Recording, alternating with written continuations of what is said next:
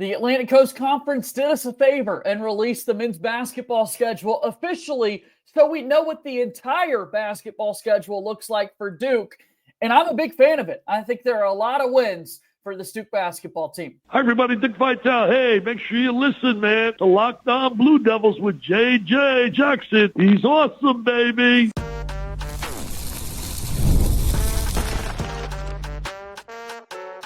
You are Locked On Blue Devils, your daily podcast on the Duke Blue Devils. Part of the Locked On Podcast Network, your team every day.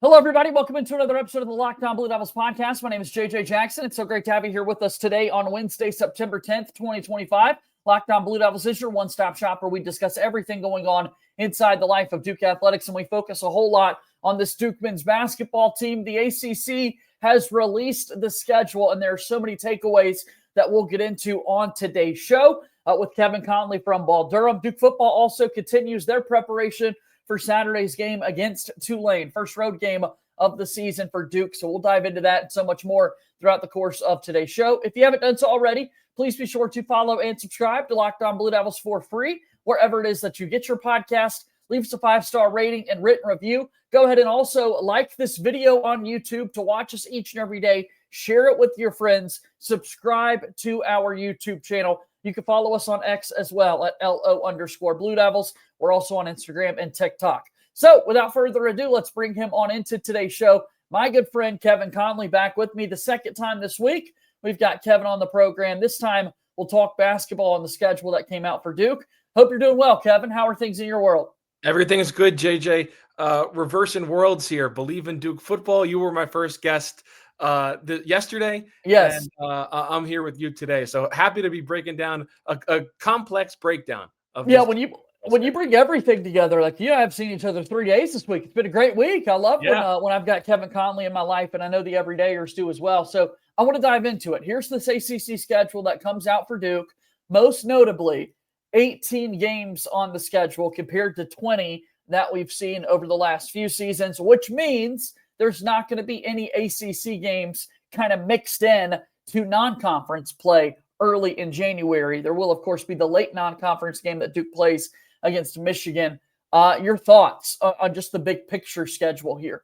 It's tough because I wasn't necessarily the biggest fan of the conference going to 18 games and getting away from 20. But the way Duke built out their schedule, you have to be a fan of it because they added two major non-conference games. I mean, this is a team that is playing very little of bye games, of layup games. You look at the one stretch that they have from Thanksgiving basically to the end of the year, and the only layup in there is Lipscomb at home. Yeah. So really from Thanksgiving until, knock on wood, first round of the NCAA tournament, and Duke is going to be playing major power conference teams. Yeah, and then you want a big tournament run once you get there. So really cool to kind of see how it came together. But you're right, the schedule that they've set up has tons of big tests for the Blue Devils to look at. With it dropping down to 18 games from the 20, like we talked about, this is a Duke basketball team that will not play a game in early December of ACC competition. And then once they get into it, there are really two off dates for the Blue Devils to be aware of. Every team gets their two that's now divvied up. For Duke, it's after their road trip out to California, or for the first time they'll play on the road at Cal at Stanford. There will not be a midweek, the week following that, as they'll get a full week of rest before they play again on Saturday. And then the one opportunity that Duke's got off at ACC play after that is a Saturday in February, and Duke basketball is going to be playing a non-conference game against Michigan. Yeah, I think that's really good, and I think it's planned that way when you have these East Coast teams heading out west to play Stanford and Cal, and Duke getting that full week off because they're going to be out on the West Coast for a full week. I'm anticipating that they're going to leave for that Wednesday game, probably on Monday morning, and it's going to be it's close to a 5-6 hour flight heading out to California. Get acclimated, get a couple of practice days in out there. And then they stay out there. They go to Stanford down to go from the Bay Area to Stanford. And that's going to be on a Saturday afternoon, you think? Probably like a 4 or 6 o'clock game, I'm anticipating, because obviously you have to factor in that the game's going to be played on the West Coast. So it's not going to be noon Eastern start and have them at 9 o'clock in the 9 morning. a.m. And then another 5-6 hours back east. You land sometime late Saturday night or early Sunday morning.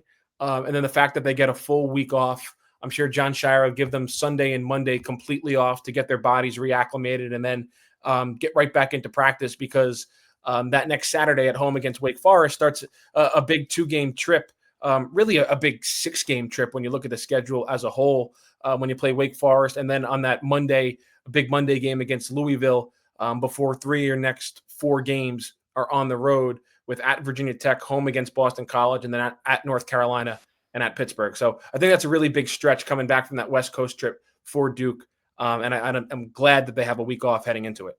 So the Duke team has 3 Saturday-Monday combos on their schedule, which is the really quick turnaround within the league itself, where Duke will play a Saturday night game, a rest on Sunday, and then they're a part of ESPN's Big Monday presentation of college basketball. And Duke's going to appear in that event 3 times. 2 of the games will be at home inside Cameron Indoor, speaking of the games that take place on Monday, and then they will play the final Monday of the regular season in Raleigh. Tough place to play against Will Wade's NC State Wolfpack, our first run in there. But 3 kind of Saturday, Monday setups for Duke. Listen, JJ, I know some people don't love the big Monday games, but the quick turnaround, I actually think they're good for teams because it gets you prepped for the NCAA tournament. Because in the NCAA tournament, you play, have a day off, and then you play again. So, I mean, obviously in the NCAA tournament, you're not traveling.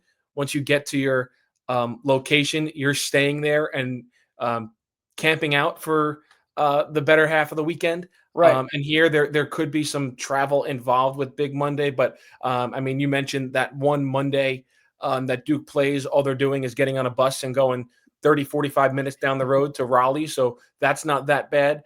Mentioned the other one with Wake Forest and Louisville. Those are both home games as well.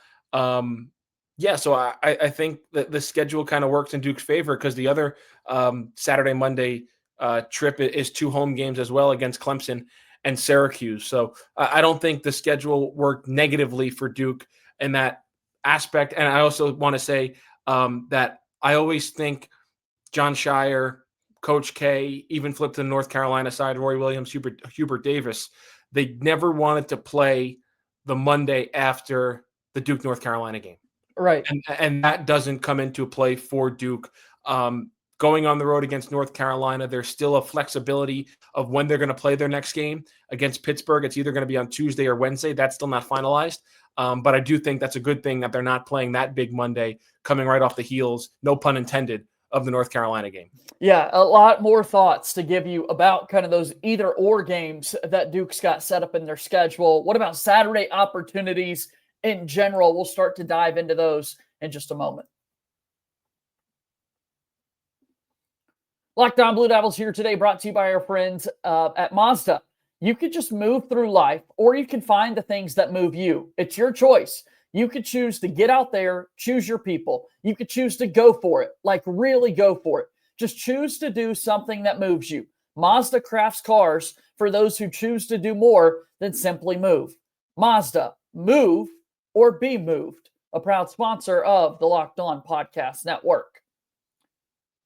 Our show today is also brought to you by our friends over at DoorDash. It's almost the weekend. Time to look back and crown this week's MVP on Who Delivered, powered by DoorDash. Just like you can win every Saturday with DoorDash Streaks, saving more every time you order. These players delivered when it mattered most. Let's go ahead and break it down. For Duke football, Andrew Anthony delivered in a big way. Had his first 2 touchdowns in a Duke uniform since coming over in the transfer portal. When the pressure was on, he came through. No hesitation and no delay. And if you've been watching week after week, this performance wasn't a fluke. Andrew Anthony's on a streak. And just like he is, and just like he delivers for Duke football, DoorDash delivers for your Saturdays. With DoorDash Streaks, you save every Saturday you order. Stack it up all season, and you could save up to $250, including $100 in DoorDash credits. Order this Saturday. Keep the streak alive. Fuel your game day only with DoorDash. Terms apply. Promo period through November 18th. DoorDash is a proud sponsor of Locked On Blue Devils. All right, my guy Kevin Connelly from Ball Durham's here with me. We're talking about the Duke basketball schedule that was released for the Blue Devils. 18 games in total in ACC play. They will play 9 Saturdays within the schedule for Duke. 4 Saturday games at home. People love the weekend, Kevin, and being able to go watch Duke inside Cameron Indoor. So the divide there, you'll get 4 home ACC games for Duke basketball, including a game against North Carolina to close out the year at home on a Saturday, and then 5 Saturday road tests. Yeah, JJ, it's kind of interesting, and it's kind of really divided up. I have the schedule in front of me right now, and I mean, they split their first 2 weekends at home. Like that first weekend, January 3rd, they're on the road against Florida State, and then Saturday, January 10th, they're at home against SMU. But yeah, you look at Wake Forest is at home, Clemson's at home, Virginia's at home, North Carolina is at home. So yeah, you want to be home on the weekends in college basketball. That's when you get your big crowds. That's when you have your biggest games. And Duke really gets that. And I think in terms of that part of the schedule, things work in their favor. Without a doubt. This Duke team, we mentioned the either or games going to break, Kevin. There are 6 instances on this schedule right now that's got Wednesday or Tuesday or Wednesday listed for the date. I really don't recall this in previous years, Kevin. I don't know if you do as well, but it looks like we'll have to wait a little while before they officially lock in and finalize. Is it Tuesday or is it Wednesday that you're playing these games? Yeah, I guess the TV networks have a lot to do with that. I can't remember seeing like really the dates. I do remember seeing times like this game will start at either 2:00 or 4:00. Right, sure. But yeah, I really don't remember seeing the dates. I think it's funny enough that when the schedule was first put out by the ACC, that first game against Georgia Tech was either December 30th or December 31st. And on Duke's graphic, they put out December 31st. So like we're rolling with that game is going to be on December 31st, but then they have a couple of other dates like at Pitt and at Notre Dame that are either Tuesday or Wednesday. So I did think that was a little bit interesting. But yeah, I think now the biggest thing everyone's going to be looking for with this schedule are those dates and times and networks to really try to schedule. If you're going to attend a game, you got to know what time it's going to start. So you're not going to go out and buy tickets before you get a start time, I think. Well, and they would tell you we can't sell tickets until we know what day we're selling a ticket for, right? And so that's the other thing. The schedule's out. Now we're just waiting for all these tickets to start to go on sale so that people can figure out when these games are actually going to be played and when they'll get the chance to see Duke basketball. North Carolina rivalry. This is a year, Kevin, it's become a norm over the last several seasons where we're going to see Duke and North Carolina play both games on Saturdays. In years past, we would have a midweek game early in the February, and then the March game would always be on a Saturday in the UNC rivalry. Duke is playing UNC twice, which, as it should be, one at home and one away. But again, another year they'll both be on Saturdays. And I think that's good, right? I mean, that's good for the sport. That's good for the rivalry. They're going to be ESPN College Game Day sites unless one of the teams completely has the bottom fall out on them, which I don't think I'm necessarily expecting for either this season. And you want, like I said, you want your biggest games on a weekend. And I don't know what the attendance numbers or the ticket price numbers or whatever it was for that midweek game, that first matchup between Duke and North Carolina when it was on a Wednesday or Thursday night. But I think they're both on Saturday. They'll both be in prime time, like that 6:00 tip-off time on ESPN. And I think that just is the norm, and it's good for both teams and the rivalry in the sport. Looking back through here, Kev, you got to go all the way back to 2019. 2019 was the last time that we played a midweek game with North Carolina Zion, in the regular right? season. Yep. When he blew a shoe out, that was the last time they played on a weekday. And so, kind of crazy that it's been, 6-7 years now at this point that you've seen Duke get to play the Tar Heels in a spot like that. So 18 games on the schedule for Duke. And when you're looking through the teams, one omission, we knew this, but then you actually, it sinks in for you when you look at all the teams listed. Miami, the Hurricanes are not on the schedule. The ACC a few months ago had released, okay, here are the pairings. Here's who's going to play who. Now we finally have the schedule, and it's another reminder that, Duke's not going to play the Miami Hurricanes. Yeah, I'm not going to go on my rant like I did when that first came out, JJ. I think it's a travesty that Duke and Miami are not playing. And then obviously the storylines that are built up in that potential matchup that are not going to happen. Jay Lucas, the head coach of Miami, the former Duke associate head coach, Shelton Henderson, the Duke signee who left to follow Jay Lucas to Miami. Yeah, I think it's a big oversight and miss on the ACC's part. Especially when you look at Duke is playing SMU and Cal and Stanford. Now, I get it. Duke has to go out on the West Coast. They didn't go out to the West Coast last year, so they have to go this year. But give me the reason why that SMU should be coming to Cameron and that shouldn't be Miami. Right. I don't know if anyone could give me a legitimate reasoning and answer for that. Other than they want SMU to get the experience of playing in Cameron Indoor Stadium. I guess so. But we want to see Miami with the storylines that are there. You mentioned a couple of them. The Boozer twins recruited so heavily by Miami, a big thing to follow. Yeah, it doesn't make a whole lot of sense to me that we aren't getting that matchup of these teams. But, they didn't ask you and I our thoughts on putting this schedule together, and I guess everybody's got to miss out. The North Carolina Tar Heels don't have Boston College on their schedule, for example. And, that's a school in which you could take it or leave it playing them. I like, being a dub with how well Duke's played against. I say that now. We might lose to them this year. But no, BC's been bad. So, for North Carolina, nobody's losing sleep over that. Yeah. It's not like they're not playing Florida State. Right. It's not like they're not playing Louisville. It's not like they're not playing Virginia. And I get it. Miami was historically bad last season. But, I think you could make it a primetime game almost, pending how Miami's going to be, which it can't be worse from last year, for being honest. You can make that primetime ESPN television, Jay Lucas, Shelton Henderson, going back to Cameron Indoor Stadium to play Duke. I think that's like a game that I think in college basketball, and I know I'm getting off topic here, you need storylines. You want stories. You want hype leading into matchups. You want natural rivalries, animosity. That's what we live for in sports, right? That revenge game, trying to prove that you made the right decision. And that's what you would have with Jay Lucas going to Duke to play the Blue Devils, players he's coached, guys he's coached against. Him and Jon Scheyer. Jon Scheyer has said that they're very good friends. That's a legitimate, juicy storyline that the ACC is just missing out on because they didn't put Miami on Duke's schedule. Yeah, we mentioned the Boozer twins. Their coach in high school was hired by Jay Lucas to be on the staff. So that would be a fun sort of setup for them. In all, we know what the schedule looks like for Duke, factoring in all the non-conference games and these ACC teams that Duke will play, the order in which those games will play out, et cetera, et cetera. Some of the dates still have to be finalized.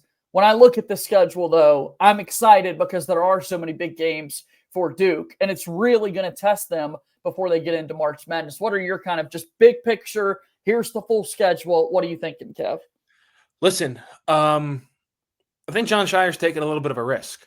And now it's a great risk just because you have all these high-profile matchups. But it's a risk nonetheless. He's expecting a lot of this team.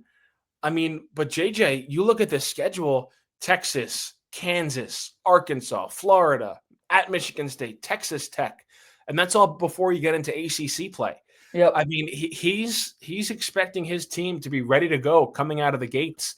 We saw a team that went to the Final Four, a team that I still believe was the best in college basketball last year. And I know Florida won the national championship, but I would say the same thing about 2015. I think Kentucky was the best team in the country. They didn't win the national championship, and Duke did to their benefit. And kind of 10 years later, the shoe was on the other foot. I think Duke was the best team in the country, but Florida won the national championship. That team struggled early on. Losing against Kentucky, losing against Kansas, there were some struggles for that team in the early season a year ago, trying to get everybody on the same page. This team really can't afford that. And if they do, they have to run the table pretty much close to what we saw last year in the ACC. And I do expect the ACC to be a little bit deeper and better this year than it was last year. Let us know in the comments how you feel about this Duke basketball schedule. And on YouTube, comment down below. Let us know if you're an everydayer as well. Shout out to you guys there. So really excited. We'll be able to talk more about this Duke basketball team getting set for an upcoming season. Really fired up to see what Jon Scheyer and company can do this season. On the other side of this break, though, we got to get you set for Saturday's big showdown on the gridiron as Duke football gets set to travel to take on Tulane. Locked On Blue Devils here today is brought to you by our friends over at Monarch Money. Most people can't name all of their financial accounts or even what they're worth, whether it's 401ks, properties, or investments. And when you don't have the full picture, you can end up leaving money on the table. That's why there is Monarch Money. It's an all-in-one personal finance tool that brings your entire financial life together in one clean, easy-to-use interface on your laptop or your phone. Monarch is built for people with busy lives. If you've put off organizing your finances, Monarch is for you. It does the heavy lifting. You can link all your accounts in minutes, see clear data visuals, get smart categorization on your spending, and finally feel in control of your money without ever touching a spreadsheet. I love it. I'm able to budget smarter and see just how much I'm spending on things like food delivery. Don't let financial opportunities slip through the cracks. Use code LOCKEDONCollege at monarchmoney.com in your browser for half off your first year. That's 50% off your first year at monarchmoney.com with code LOCKEDONCollege. Monarch Money is a proud sponsor of Locked On Blue Devils. Show today is also brought to you by FanDuel. The NFL season is here, and FanDuel is making sure you're ready for kickoff with a can't-miss offer. Right now, new customers can bet just $5, and if your bet wins, you'll get $300 in bonus bets that you can use across the app. I love FanDuel because it fits however you like to bet, whether it's player props, building a same-game parlay, or even jumping in to live action. It's got it for you. Thursday night football looks really enticing this week. Tomorrow, we'll see the Commanders and Packers. Right now, FanDuel has the Packers favored by 3.5 points. So are you ready to go? Download the FanDuel app now by visiting FanDuel.com to get started. That's FanDuel.com to place your first $5 bet. FanDuel is a proud sponsor of Locked On Blue Devils.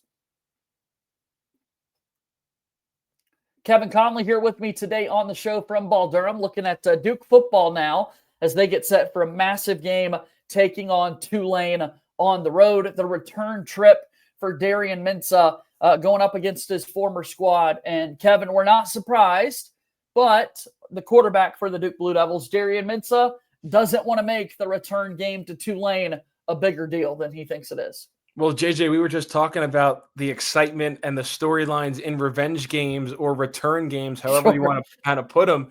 And this is one of them. We're going to talk about it here for a football game coming up on Saturday. Darian Mensah going back to Tulane, the school he was at last season. I think it's a game that's going to tell you a lot about this Duke football team. I have not been impressed through 2 games. I don't know about you. I don't know about your listeners. I have not been impressed. I think against Elon, you saw the first half struggles before they pulled away in the second half. I think there were a lot of empty stats in that game, specifically from the quarterback. And I think there were a lot of empty stats as well, specifically from the quarterback against Illinois, especially with his 3 turnovers, whatever they had, 4 or 5 turnovers as a team. That was a team that, to me, looked woefully unprepared to play a big-time football game on Saturday against the Illini in their home field. And it starts with at the top of the coaching. And nobody was prepared from the coaching on down. So it's going to be a big challenge going on the road into what should be a very hostile environment, under the lights, primetime, ESPN, and Tulane trying to move to 3-0 on their season and pick up what would be a signature victory for them after already defeating a downtrodden Northwestern team in week 1. The arm talent is there for Darian Mensah. The turnovers you got to clean up. I mean, a really heck of an interception by the Illinois defender. That was his first pick of the season that Mensah threw, but then the 2 fumbles you just can't have. You got to be more aware with the football.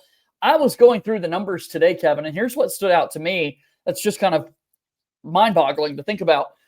In all of Division I college football, Darian Mensah is 4th right now in passing yards with nearly 800 through his first 2 games. You look at Western Kentucky's number 1, Baylor 2, Kansas State 3, and then Duke has the 4th most passing yards in the entire country coming from Darian Mensah. He's throwing it all over the yard. You just got to be a little bit more careful with the turnovers. that you saw. And I think that in itself is impressive when you think about where the Duke quarterback play has historically kind of been over the years.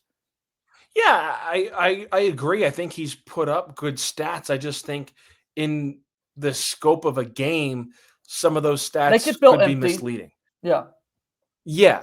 I mean, yes, the 389 yards against Elon were great, but you look at it and it was a 10-10 game at halftime. And yes, I know Duke put up points in the second half and pulled away like they should have done from the beginning. But excuse me, when you look at that Illinois game, 334 yards. And like I said, for a while there, Duke was moving the ball well in between the 20s. But the red zone, it's the money zone. It's where you make your money. It's where you win games. And he was not good in the red zone. So, yeah, I think it's great if you're putting up these stats and these yards, but if it's not translating on the scoreboard and if it's not translating to wins, to me, they're empty stats almost.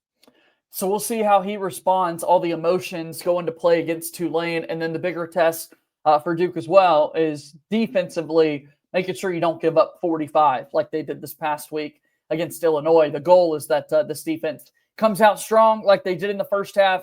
You get the front with Wesley Williams and VJ Anthony rushing the quarterback. Trey Freeman was electric to watch back on tape. And hopefully this defense is ready for a Tulane team that's got a really impressive quarterback in Jake Retzlaff.